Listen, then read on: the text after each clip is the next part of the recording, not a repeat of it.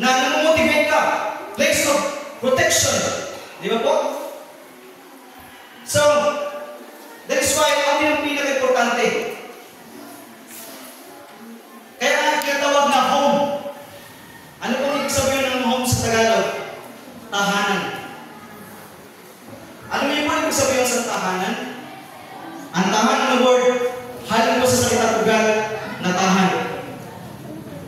Na kung sa atong pa, sa atong dialect, sige na, puyo na. Tahanan.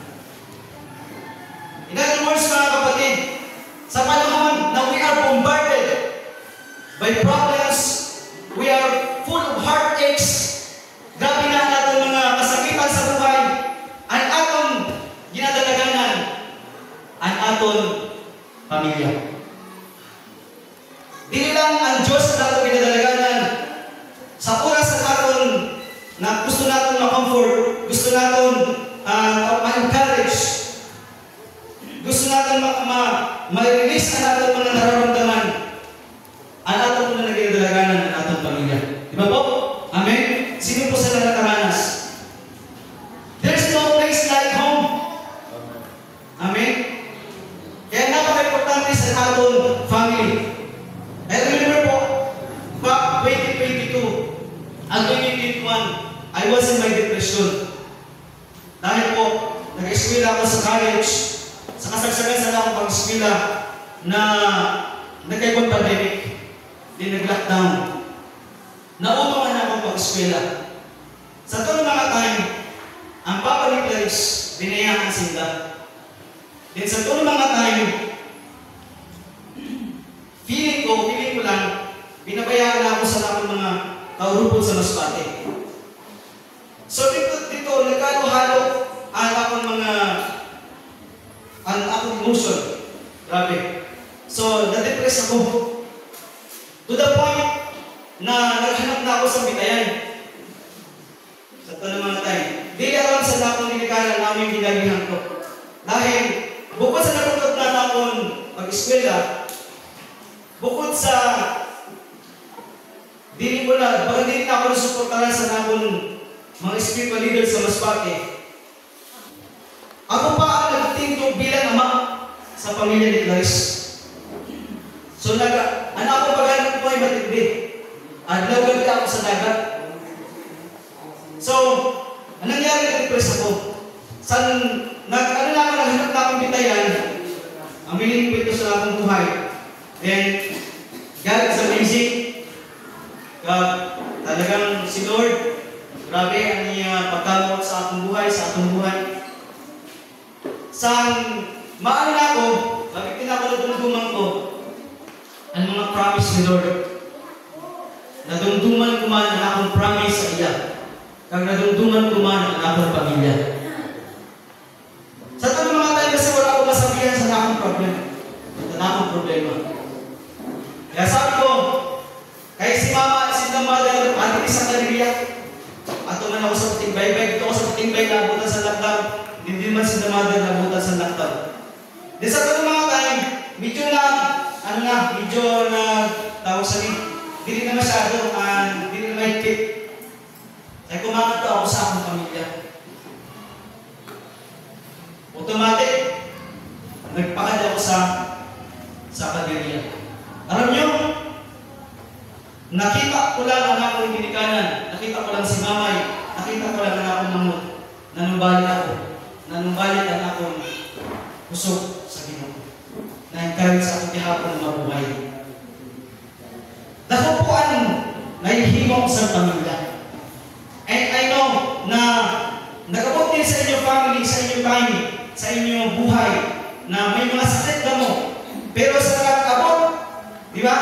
Sa nakita ko lang ang inyong mama, nakita ko lang ang inyong papa, nakita ko lang sila, baga ka nagbasog.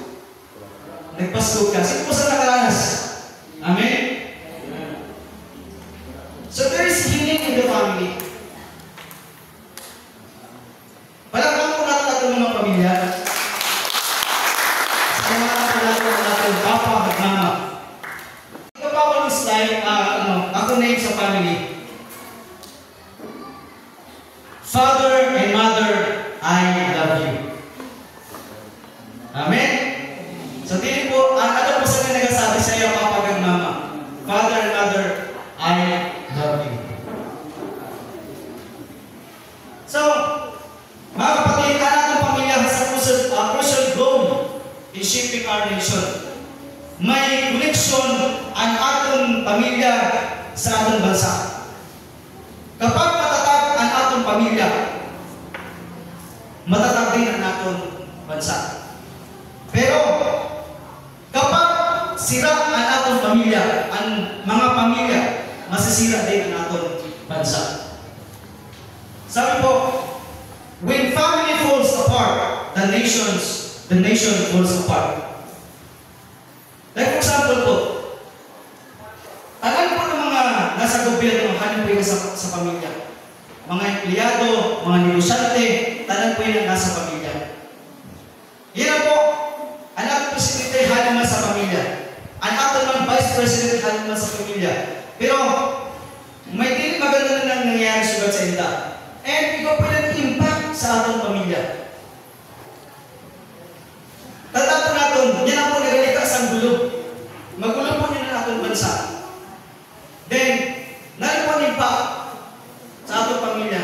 Bilang ordinaryo ng mga mamayan sa Pilipinas, nagtaas ang mga baraklon. Kaya nahihirapan sugat ang atong mga pamilya sa pagbabudget, di ba? So, there's connection. May role na ginagampanan ng atong pamilya sa ating bansa. That is why we need to engage our family. Sabihin natin i-engage sa ating pamilya. I-engage po natin ating pamilya in discipleship. Amen? So, narin po kailangan natin i-engage sa ating pamilya sa discipleship. So, kasi sa discipleship, pag sinabi discipleship, bringing back people into order. Ayusan ang buhay. Dapat maayos ang ating pamilya. Sino po rin sa inyo ang nag-dream na ang iya pamilya sa God-centered family? Amen? Kailangan po natin na mag-disciple, engage sa ating pamilya sa discipleship. Dahil, para ang ating pamilya, si Lord ang naging sentro. Magkikwasit pamilya na sumasamba sa tunay na Diyos. Magkaroon ng pamilya na nag-serve the Lord. And one day, ako po, naniniwala pa ako sa akong pamilya na one day, all members of my family will serve the Lord. Kailangan po natin sugatin siya. Kaya ano, kung mapapasin po natin sugat, ang demonyo, gamay-gamay nyo nagtatagumpay, nasiraan mo natin pamilya. Sa nagpas sa Pilipinas, ayan na po, damo-damo ng mga pamilya nasira.